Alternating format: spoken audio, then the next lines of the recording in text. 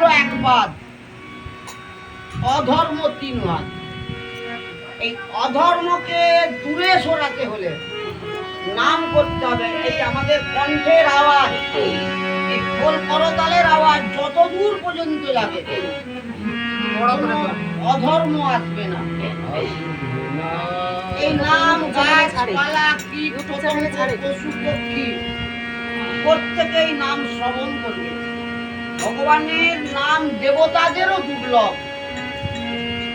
এই ভাগবত আসরে স্বয়ং ভগবান এসে বসেন, ভক্তের কণ্ঠে ভক্তের সঙ্গে নিজের নাম শ্রবণ করবে।